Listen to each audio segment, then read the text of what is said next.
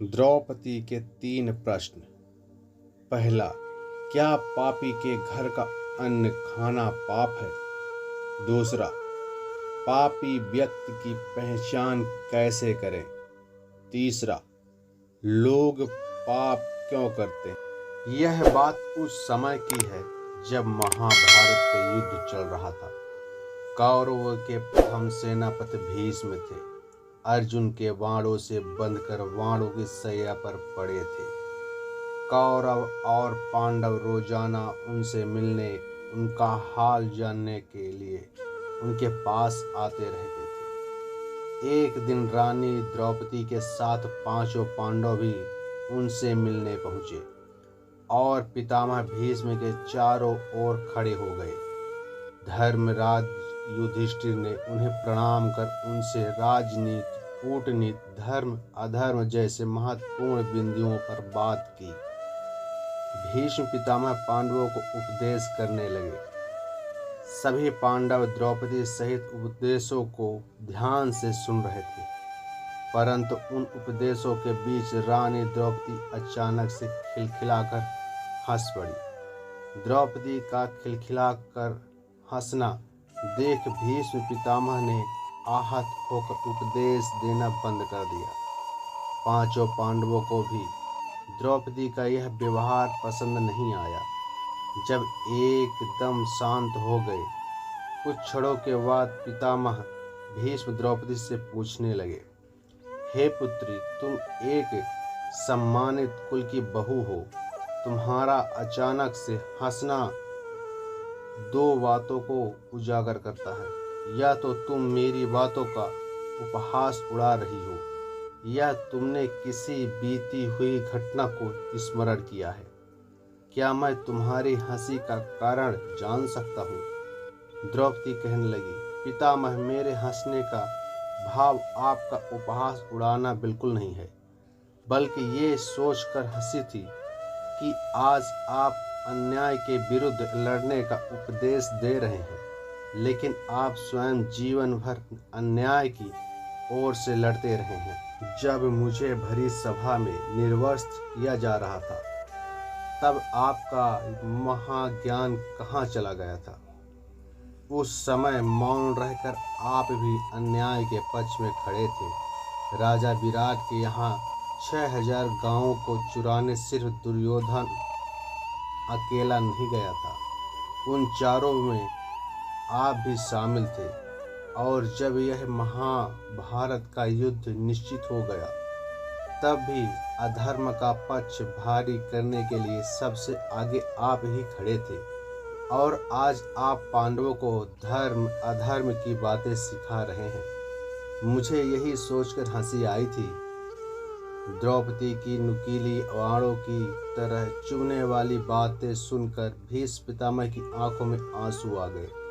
कुछ क्षण रहकर भीष्म पितामह कहने लगे, हे पुत्री, आज तुम्हारी बातें सचमुच मुझे सोचने पर मजबूर कर रही हैं, परंतु अब मैं विवश हूँ और आज मैं जो बाणों को सैया पर पड़ा हूँ, इसमें भी मेरा स्वयं का दोष है। हर व्यक्ति अपने कर्म से ही दुख भोगता है और अपने कर्म से ही सुख। पुत्री, तुम तो जानती ही हो कि मैं अपनी प्रतिज्ञा से बंधा होने के कारण सिर्फ एक कठपुतली बनकर रह गया हूँ, जो कारनामों तो बहुत करती है, परंतु दूसरों की इच्छा से। उस समय मैं दुर्योधन का अन्न खा रहा था। वह अन्न प्रजा को दुख पहुंचाकर एकत्रित किया गया था। उस अधर्म युक्त अन्न को खाकर मेरे अंदर के सारे अच्छे संस्कार नष्ट हो गए थे। उस पापी रूप अन्न को खाने के कारण मेरी वाणी थम गई थी और उस अन्न से बना रक्त मेरे शरीर में दौड़ रहा था, जो बार बार मुझे अन्याय के पक्ष में खड़ा होने के लिए विवश कर रहा था। इसलिए मैं अपराधियों के साथ रहकर अपराध करता रहा। पुत्र, मैंने तुम्हारा भी बहुत बड़ा अपराध किया है। पुत्री, मुझे क्षमा कर दो, परंतु आज मैं जो उपदेश कर रहा हूँ, इनमें लेस मात्र भी पाप नहीं है। पाप से बना मेरा रक्त अर्जुन के इन बाणों की सैया पर लेट कर वह चुका है। अब तो मेरे शरीर का सिर्फ छाया ही बचा है, जिनमें मेरे के द्वारा दिए हुए संस्कार ही शेष बचे हैं। इसलिए आज ये उपदेश अपने आप मेरे मुंह से निकलने रहे हैं। आज मैं तुम्हारे माध्यम से सारे संसार को बताना चाहता हूँ कि पाप के घर का अन्न खाने से बुद्धि कुल्पित हो जाती है, विचार परितंत्र हो जाते हैं, मन दूषित हो जाता है, संस्कार क्षीण हो जाता है। अधर्म की कमाई खाना और खिलाना दोनों ही अधर्म है। अन्याय का अन्न खाना दुष्प्रभाव जरूर दिखाता है। जो जैसा अन्न खाता है उसका मन भी वैसा हो जाता है। द्रौपदी ने पूछा, हे पितामह, पापी व्यक्ति की पहचान कैसे करें?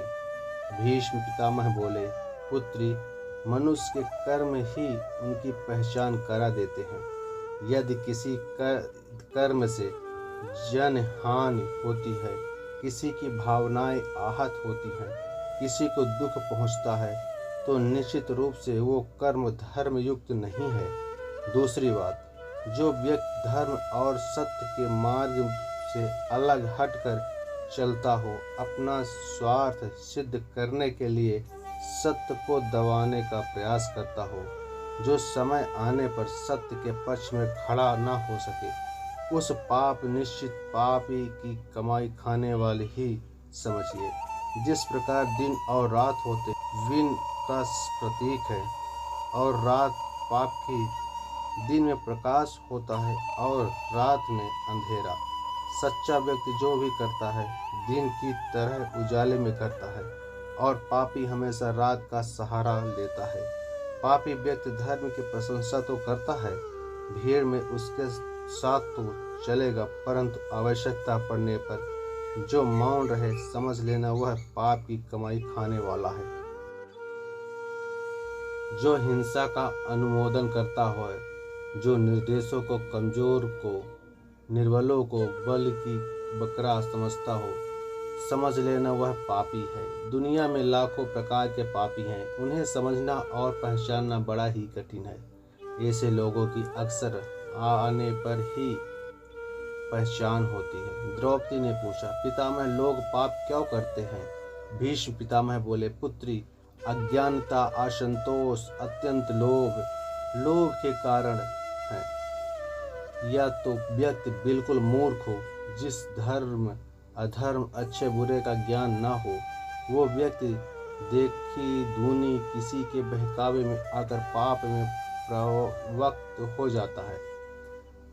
या फिर कोई असंतोषी व्यक्ति होता है जिसकी इच्छाएं बहुत विकसित हो जाती हैं। ऐसा व्यक्ति प्रत्येक वस्तु को अपना बनाना चाहता है, चाहे उनके लिए कुछ भी करना पड़े। जब हमारे अंदर असंतोष बढ़ जाता है, जब हम स्वयं के पास प्राप्त वस्तु से खुश नहीं रहते, और यही कारण है कि व्यक्ति पाप का